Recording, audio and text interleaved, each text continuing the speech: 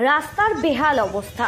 দিনের পর দিন এরকম ভগ্নপ্রায় দশা অবস্থায় রাস্তার মধ্যে দিয়ে চলাফেরা করতে হয় পথ চলতি মানুষদের। তাতে যে কোনো সময় ঘটতে পারে বড় দুর্ঘটনা, তবুও হাল ফিরছে না।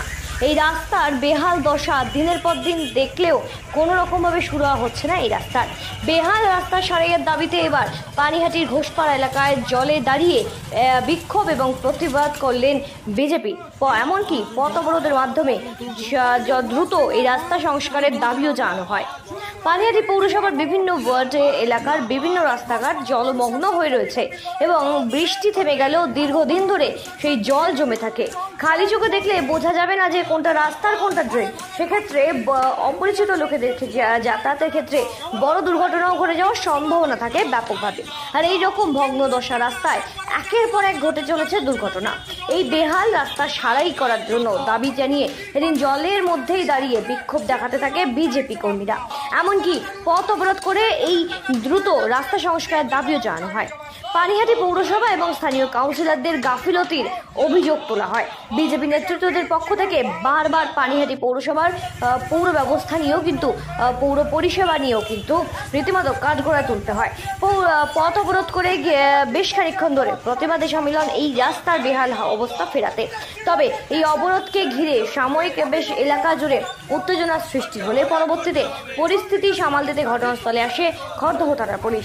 তবে পুলিশের তৎপরতায় এবং পুলিশের তদারকিতে গোটা বিষয়টি নিয়ন্ত্রণ করা সম্ভব হলেও এই রাস্তার যে বেহাল অবস্থা, অর্থাৎ পানিহাটির ঘোষপাড়া এলাকায় রাস্তার যে বেহাল অবস্থা, সেই রাস্তার যদি সংস্কার না হয় বা এই রাস্তা যদি হাল না ফেরে, তাহলে আগামীতে আরও বৃহত্তর আন্দোলনের পথে সামিল হবে, এমনটাই হুঁশিয়ারিও দেন বিজেপি নেতৃত্ব।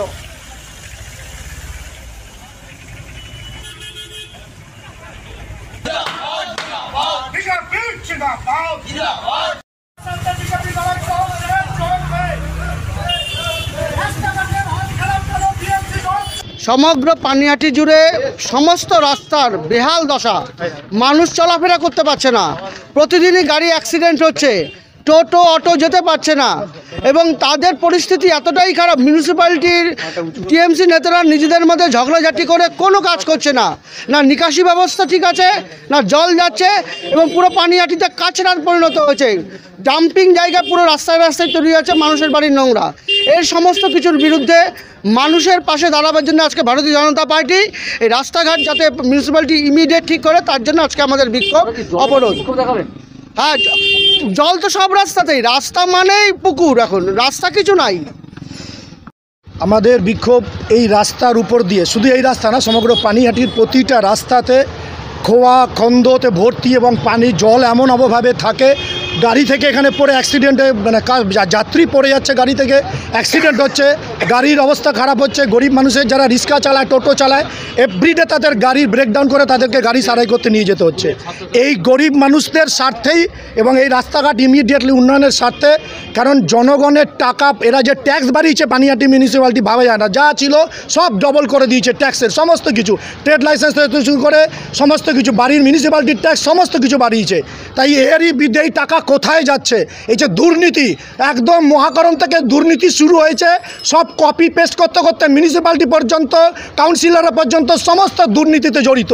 তারই প্রতিবাদে, কারণ দুর্নীতি যদি মিউনিসিপ্যালিটির কাউন্সিলররা দায়িত্ববান হতো, তাদের বিবেক বুদ্ধি কিছু থাকতো, এই রাস্তাঘাট তারা অন্তত সারাই করে গ্যাটিস মারতে পারত, যাতে ইমিডিয়েটলি যাতে গাড়িগুলোর অবস্থা খারাপ না হয়। তারই প্রতিবাদে, কারণ বিজেপি সর্বভারতীয় দল, সারা দুনিয়ার নাম্বার 1 পার্টি। আমরা গরিব মানুষদের স্বার্থে কথা বলতে বলতে ভারতবর্ষের নাম্বার 1 পার্টিতে পরিণত হয়েছি।